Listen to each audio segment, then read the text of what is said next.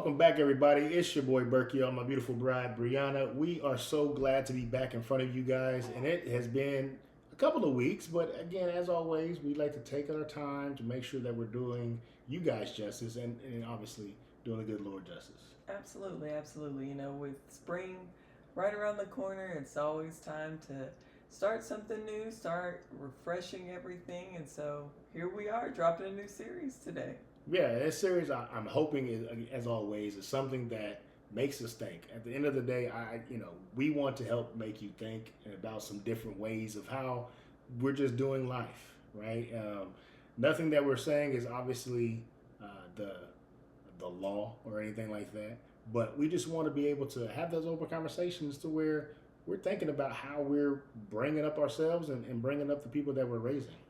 Absolutely. So yeah, like you said, we um, just talk from what God has told us and from our own experiences. But there's a million ways that you can do things in life. So this is just our way. Yeah. And we wanted to share it with you guys. So if you haven't yet subscribed, make sure you hit that subscribe button too, because this is going to be a good one. I'm excited. Yeah.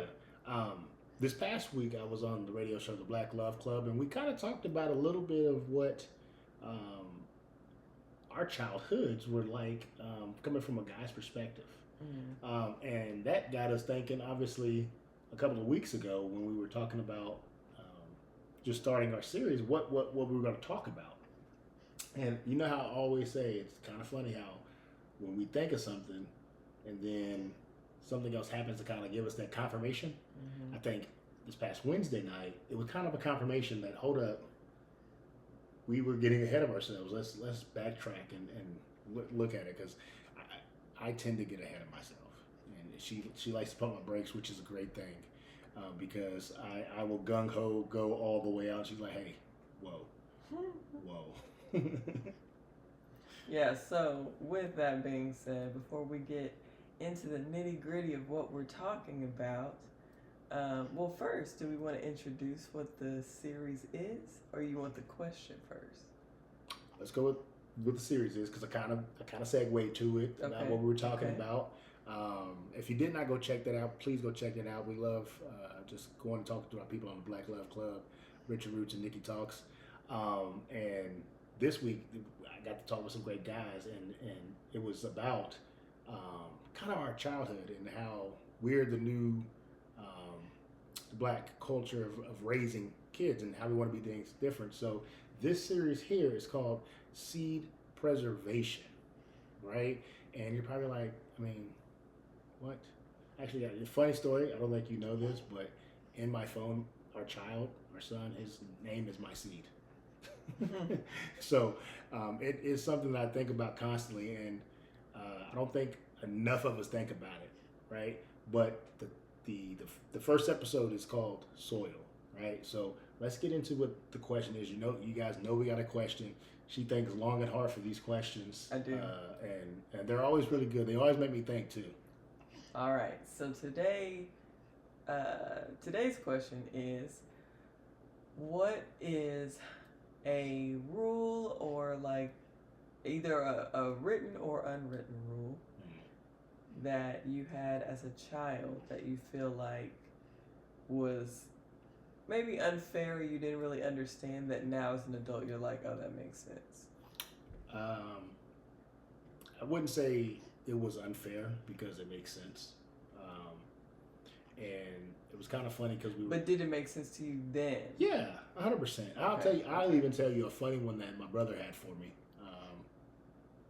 Growing up in my small town, that just came to me. But we were talking today at work about like kids and how they have their cell phones.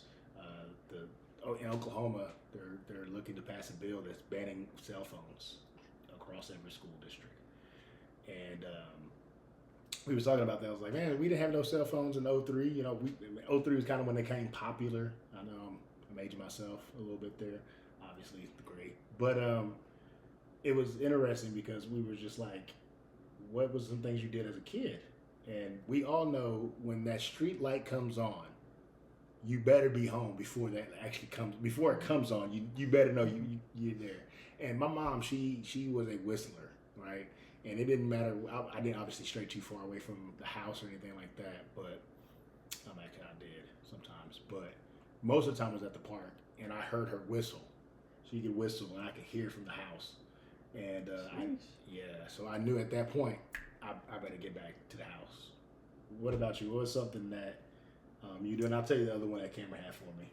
I would say one that my parents had. I'll give you one for my mom and one for my dad because I can't pick. So my dad would always, like, he was a big stickler on our grades, and it wasn't necessarily that we had to be like straight A students, but he was always like, you do to the best of your ability. And it was like, okay, cool. But then, like, if I got a C on something, it was like, you know, you could have did better. You didn't study. That wasn't the best that you could do. If it was the best you could do, okay, cool. But I know it wasn't. And I'd be like, dang, like, why is he being so hard on me? But now, looking back at it, it's like, that's why I strive to do everything in excellence that I can. And not necessarily in a perfection way, but just that I know that I'm doing the best that I can. And I don't think I would have did that without having that seed planted for years. You know, I got to play devil's advocate, babe. Let's be real here. Now, not in a perfectionist way. Yeah. Right? Because when you're younger, you're like, oh, I got to. Oh, definitely. You know what I mean? And there was so many other factors that made me feel like I had to be perfect. For sure. I'm talking about, no. Now, I know that. Yes. No, yeah. Cameron, the funny thing that he used to do for me when I was younger is I used to like wearing red shirts. The Bulls might have been my favorite team. I have no idea. I don't know. I don't know. But I would wear red shirts, and sometimes in the summer I would go out at night. I'll say I was about 9, 10 or something like that, and he terrified me. He was like, "You can't wear red at night because, you know, the bats are gonna get you." I'm like, "Bats? Like, real? Like the silly things you believe as a kid?" Like, I was like, I will not wear red at night, you know, because I don't want bats to get me. It was crazy, of course, but he did it in a sense to protect me because there were certain people in my neighborhood that saw red as, you know, not the color to wear around, and I didn't know that. You know, I didn't know that until I got older. That you know, he was obviously trying to protect me and make sure that I was okay. He was protecting you physically, and he protected your innocence. Yeah, you know what I'm saying? Because I had no idea until I was like in high school, and I was like, oh, put it back together, like, that's why he didn't want me to wear red. Like, and you know, it's like, it's crazy, but that was something that always now that makes me laugh. But yeah, like protected my innocence and protected. For sure. Yeah, my other one for my mom would be, she did not let us spend. Now I did spend the night a couple times with people that she knew very well, but like I didn't get to go spend the night at friends' houses and stuff. And I was like, I'd always get mad because I got to go to the parties, but then like when it was like a slumber party, then I got picked up, and I'm like, dang, everybody else got to go, having that FOMO a little bit. Yeah. And I was just like, man, I don't get it. Like, what is the deal? Then I got older, and I realized that just crazy things happen sometimes. Yeah, and there's a high statistic of some things going down, and it should be going down. And a lot of times, parent instincts, mother instincts know when people are right to be around, and like she called out all the people I thought were my friends that ended up not being for whatever reason. Right. She called it every time, and I'd be like, "You don't know, they're nice." And then something happens, she'd be like, I'm like, "Don't tell me, don't say." You know what? My mom tried to do that, and a couple of people tried to do that around me as well. But I'm like, man, nah, y'all tripping. You know what I'm saying? And then lo and behold, something happened. I'd be like, I wouldn't say nothing. I'm just like, it is. You know what I mean? Yeah. Like I never. There was something I realized too is I didn't like. What did I came to a conclusion today? I can't remember. It just slipped my mind. But yeah, you know, it's funny how once we get older, the things that we were younger, they started to make a lot more sense because we are now looking at it from a different perspective. And I think that kind of goes well with what our scripture is of just something to talk about tonight It comes out of the book of Proverbs. Proverbs is one of my favorite books. I love reading the books of wisdom. Psalms, Proverbs, Ecclesiastes, Song of Solomon, maybe a little bit in there. There may be some wisdom up in there, but there is wisdom all throughout the book. But these are the books of wisdom, right? And this one comes out of Proverbs 22, verse 6. It says, train up a child in the way that he should go, and when he is old, he will not depart from it. I'm going to park it right there. And obviously there's a number of scriptures in here that talks about planting a seed. There's another scripture, I can't remember the book, but it talks about there was a farmer, he planted the seed and it landed on rocky ground, it landed on good soil, it landed on bad soil, and how it choked it. It was rose bushes. And if you know that, hit that in the comment. We'll get into that on another episode, because that's good scripture. But it was, it's something that this scripture here is something that, you don't necessarily understand as a child. Mm-hmm. Just like you didn't understand why you couldn't go at the slumber party. I'm in it like let me party. I did understand the fact of why not being out at night, with the sun, like lights go down. And that makes sense. I didn't, however, understand why I couldn't wear a red shirt, right, until I got older. And then you start to go back on it.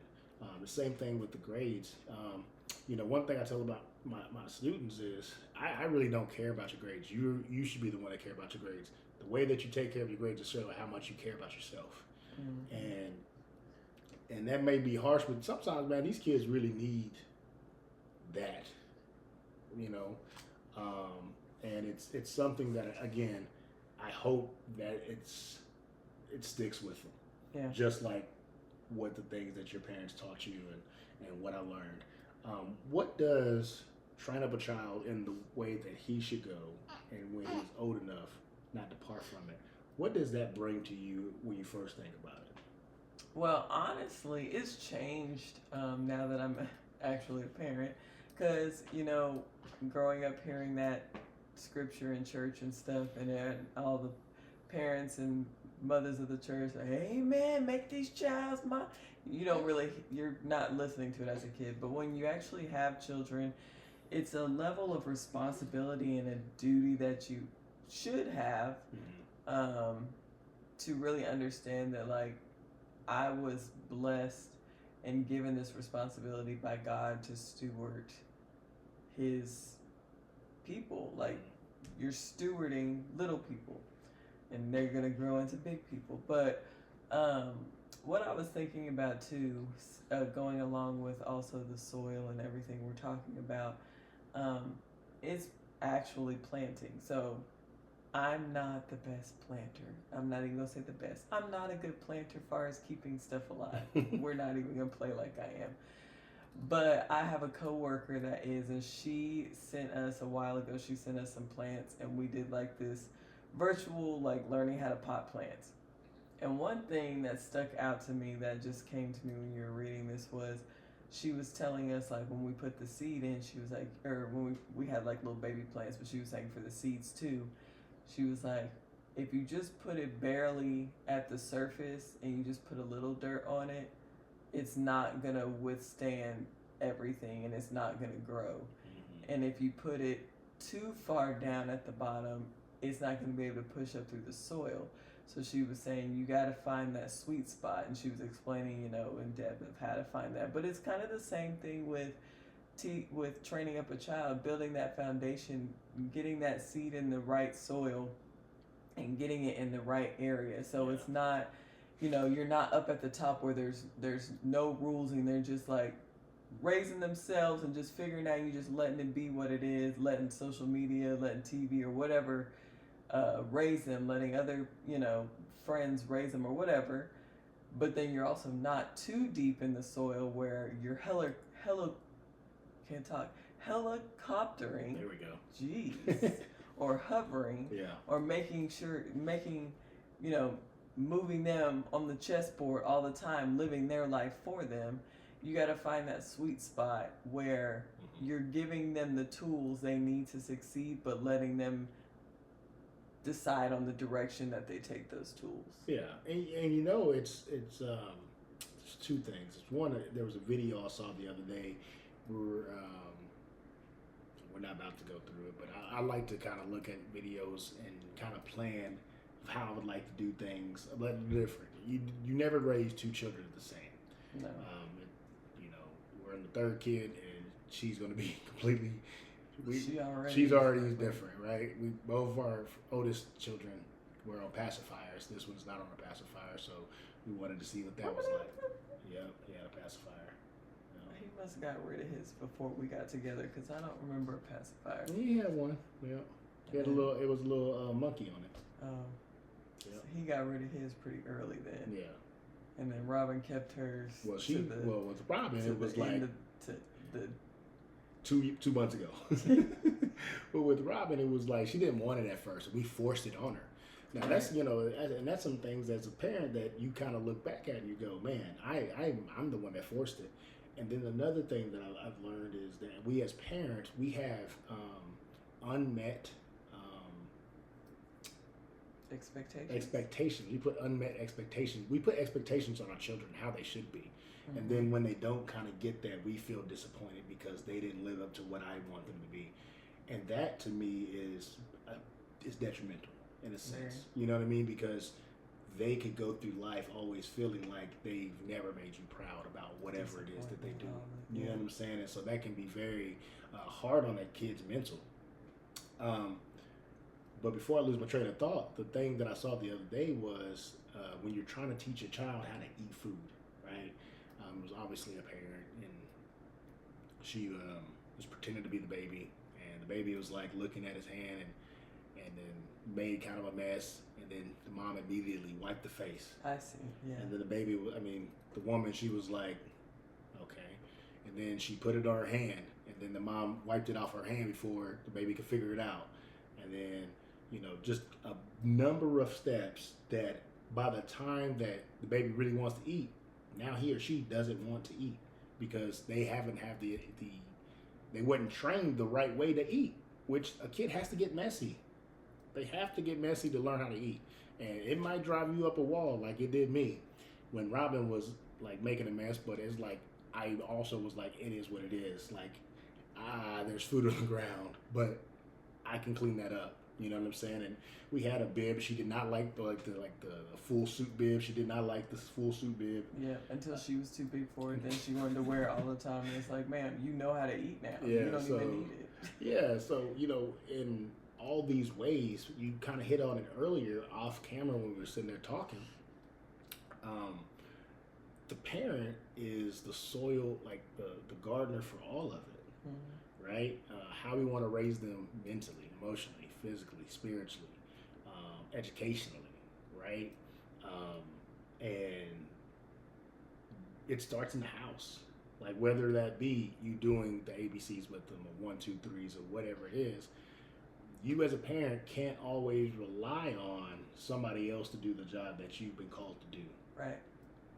Yeah, I completely agree. We're talking about parenting, so you guys are gonna hear about our children a lot. But for example, Robin's in that toddler, almost just little kid stage. She's 3, where they're trying to figure out those outbursts, and she is like her father. Which we get really passionate. They have big emotions. The Burke cultures are just like that. Yeah, they have big emotions, and where I'm a little bit more docile until I'm, get to that point. It takes me a while. For her, it's instant. The block fell off the tower. I'm about to kick the whole tower over at this point. She afraid. And then she's gonna stomp and all the things. And so one of the things that I felt was we felt was really important was how do we teach her how to regulate her emotions, because how she was regulating was through that pacifier. Yeah. So in a sense, she was leaning on her piece being an object. We don't want that, right? And so a lot of times, we have to remember that sometimes we have to take the necessary steps that may be more tiring for the benefit of your children, because it's easy for parents to be like, here, take the iPad, take your pacifier, go eat a snack, whatever it is, just to calm them down, because you're just like, but what is that teaching them, right? And so what we've been doing is teaching her what emotions are. Like, we have an emotion wall, it's got the little faces with the different emotions, and it's silly. The house is not decorated the way we want to decorate. We got kids stuff everywhere, but the fact of the matter is, it's making a full person. It's making a full person, and it's putting another seed in that soil of figuring out what her emotions are. So now when she gets upset, she's like, okay, am I sad? Am I mad? Am I frustrated? Like, what is it? And she's able to tell us. Well, she says frustrated, and it's adorable, but she can tell us now, like, I'm frustrated, and she'll go and she'll hit the button and she'll do her little and get it out, She and got then a she's little fine. shake that she does with Yeah, she does it. And she gets it out, and then she's fine. But it's the fact that we're already teaching her, so then when she becomes an adult, she's able to function in those times of overstimulation, stressful moments of, work or whatever, and know, like, okay, I feel myself getting upset. I know how I can calm myself, instead of, having those outbursts where, like, we've had times where we were overstimulated, or I was, having a anxious moment. I took it out on him. Well, that's because I'm, at my big age, still trying to figure out my emotions sometimes. And that is because, and there's no knock on any parents, but I don't think it's things that we think about as a parent sometimes. Right. We just assume that things are going to just fall into place because they see the way that we do it. And, one thing that I've learned from education, being a teacher, is that nobody learns anything the one way. Mm-hmm. Everybody learns from different ways, the tactile, the auditory, the visual, and so being able to, pull back the reins of parenting and go, why are they doing that? I think is very big for the way that we are trying to raise our children, because, a fool will think his way is the right way. Mm-hmm. And that's never a good thing to do, because, one thing that I'm trying to get better at is my argumentative self. Like, I will argue you down. I really will. But I really want to get better at that. One, because it's not helpful. Two, a person that is, I'm not no fool, but a person that is a fool will beat me with experience, and they will bring me down to their level, which would take me out of the person that I really want to be. And I want to be able to show my children how to control that urge of wanting to argue, right? There is a time, right, to argue, but every single time doesn't need to be an argument. Right. So that's something personally for me that I want to be able to do a better job of when I am talking to my bride, and being able to show both my son and my daughters how a man is supposed to treat a woman. That is something that, as I grow older, which every day passing, that I'm very conscious of. And it's, again, something that I never was taught. I didn't get to see that. I wasn't trained up in that way. Right. So I have to train myself in that way, so that when they are older, that they won't stray far from what they saw their dad do. And there's so many different ways that we can train up a child, right? Mm-hmm. Obviously, we want to train them up in a great spiritual environment, and just to know that they have a relationship with their Heavenly Father. And I learned that the way that you treat God is the way that you treat your earthly father.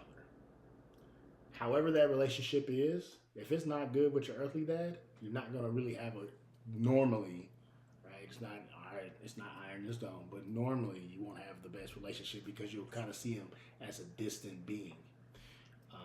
And that can be detrimental to your growth with your spirituality walk, of however you want to walk it.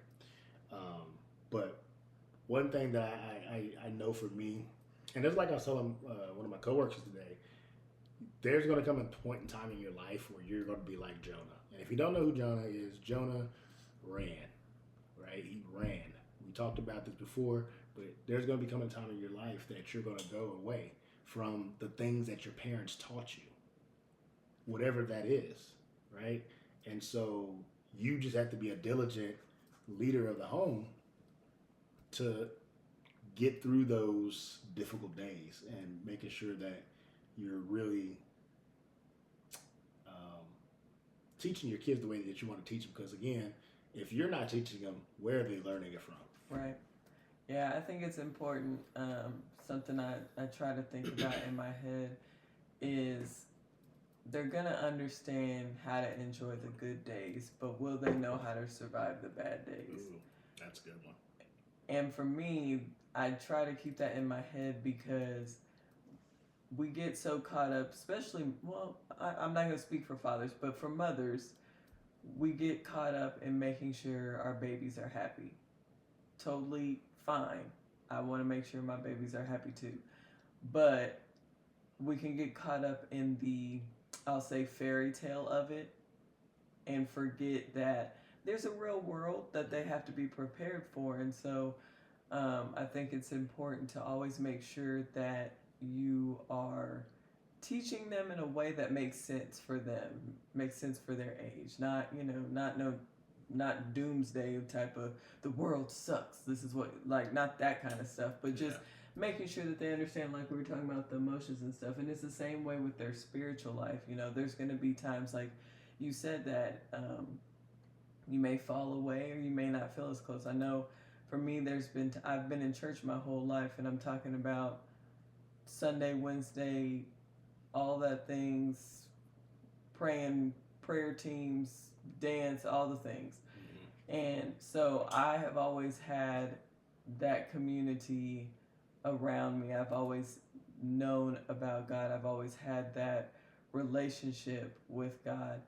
But there's been times in life where when I got older, I wouldn't say I strayed away, but I knew, I could feel that I was not as close as I had been. It was kind of like a pull away. And I felt like I usually hear from God, but now I feel like he's at a faint distance, and I was like, I don't like it. But I wouldn't have known that I was feeling, like I wouldn't have known that feeling had I not been told that we're going to go to church and learn and everything. And I eventually, of course, I built my own relationship because parents can't have the relationship for the kid. Right. But it was not an option of, do you want to go to church or not? It was, we're going to church type of thing. And so it helped me when I got older to know, like, okay, this isn't how I normally feel or operate, or something's not right. And I know what I need to do to get back to the relationship that I have with God. So I just think it's really important to make sure that you're building that foundation, however it looks for you. We both grew up in church, but in different ways. So we're like meeting in the middle of how we're raising our children. It's not as rigid or not as strict, but it's also still giving that respect of putting God first. Yeah, and I think that is the most important thing that parents do, is that they find that common ground of how they want to raise their children. Honestly, that's the hardest part. It is, because there's a lot of different opinions. Right? The way that you was raised is different than the way that I was raised, and so same thing with you guys out there is, you got to have those conversations with one another to where it's beneficial for your children. It's not a totalitarian type of thing inside the home of how you want to raise. Like, it's my way as the dad of how I think we should raise our children. It is a collective teamwork, collaborative effort. And if you are a parent that, you could talk about it more than I could, that if they happen to have to go to two different churches, or if they happen to have two different religions, those have to be a conversation, obviously beforehand, hopefully before you bring children in. But that needs to be a conversation that is had, because there could be some strife, there could be some obviously disagreements inside the home with how, we're Baptist or we're Pentecostal. Yeah. That's two different forms of the same thing. Right. Yeah, I was gonna say too, like you kind of touched on it. Like that's a conversation that you should have prior to, having kids. If getting married and everything, just like you have a conversation about the other things, because it requires compromise as well. But as far as what you were saying, like for my parents, when we were younger, me and my brother were younger. They went to two different churches, but they didn't start out that way. When they got married, my mom actually went to my dad's church because my dad grew up in church. Mm-hmm. My mom went, but she wasn't like fully immersed in it, I guess. She didn't, she wasn't like, her relationship with God could have been closer, I'll say it that way. She believed, but anyway, so she went to my dad's church because he was already in church. She was like, I want to learn everything like that. He went to a Baptist church. It was all very rigid, far as women can't wear pants or be on the pulpit type of rigid.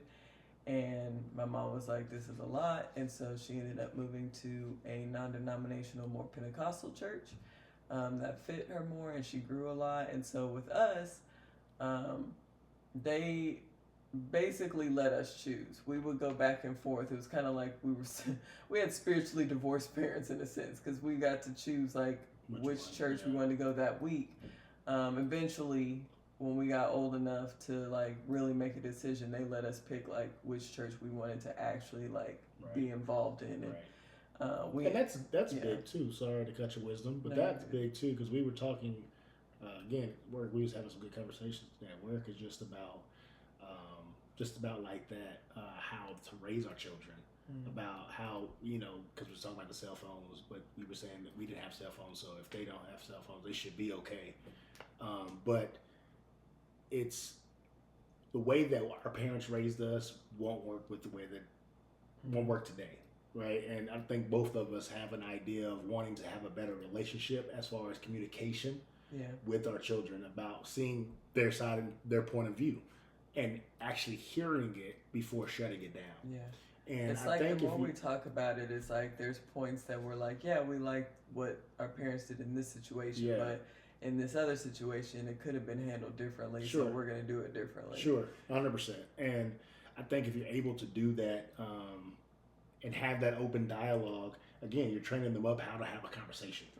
Right? And again, because it's important, you're going to have conversations with people all over the world, or, wherever, and not knowing how to articulate yourself, it again starts in the home. Yeah. If I never have had a conversation with somebody that's older than me, I'm going to have issues when I'm older, out in the world by myself, trying to have a conversation, and I'm flustered, and I don't know how to verbalize the things that are inside my head to get out of my mouth. Yeah. So that makes me think of Roman.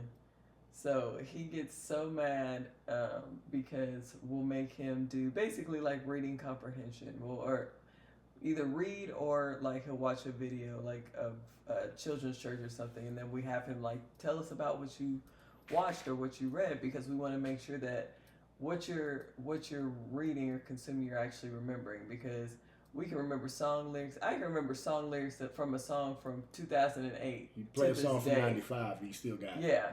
The beat starts, I know what it is. But he can remember all the Pokemon in the freaking Pokemon world. And so we're trying to make sure that we're instilling, values, scripture, things like that in him. And so we make him like, just tell us, we ask him questions or whatever. And one thing he always... he gets frustrated with me. He doesn't really get frustrated with you too bad on this, but he gets frustrated with me because I'm like, stand still. Because he'll stand and start fidgeting or moving around, and I'm like, stand still, put your hands down, and speak up. And we had a conversation a couple of months ago about it, because he was like, why do you make me do that? Like, I just need to move my arms sometimes. I said, that's fine, but you have to move your arms sometimes. But when you're talking, you want people to take you seriously. If you're fidgeting and talking low and mumbling, people are gonna be like, "Oh, he doesn't know what he's talking about."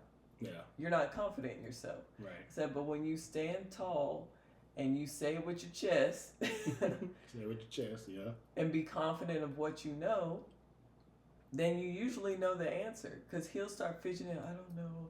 I can't remember. And then we're like, take a second. And then he can recollect everything that he needed to say.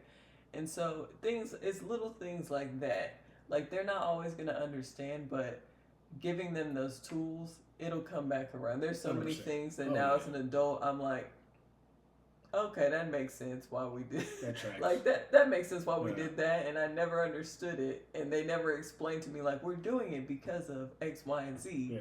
It was just like this is what we're doing. Yeah. And I was like, why are we doing that? Right. Now I'm like, oh. Yeah. But again, I think 100%, 1,000%, 10,000%, I can keep going up. I agree with what that is, because if I'm explaining something, I'm like, oh, okay, yeah, that makes sense. But even if I was explaining it in that moment, it don't make sense. Guess what I'm going to do? I'm going to go think about what was just said to me. Right. Or I'm going to have that, not maybe in that moment think about it, but it's going to come back around. I'm going to think about it. I'm like, okay, yeah, that does make sense. So I think being able to plant those seeds of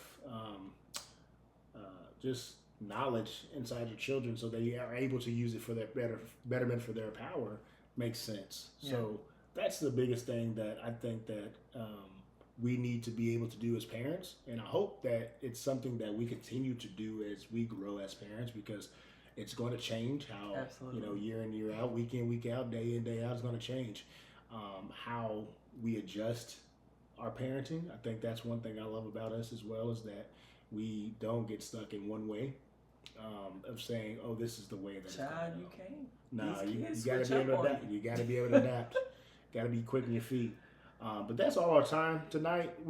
I did want to just add. If you are a parent or you're seriously dating someone and you guys have talked about having kids in the future, I will say for homework for you to sit down and really think about, what are some things that you want to teach your kids? What are, like, understanding, the love of God, being respectful, whatever it is. Mm-hmm. What are some things that you're wanting to teach your kid? After you talk about that, then talk about how you're going to teach them that.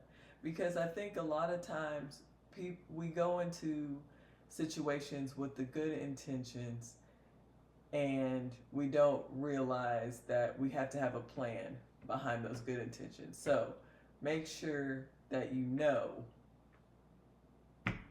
how to get to those points. Yeah. Well, that's our time. We thank you for checking us out and rocking with us. Again, I'm Berkio. This is my beautiful bride, Bree. Thank you. Peace.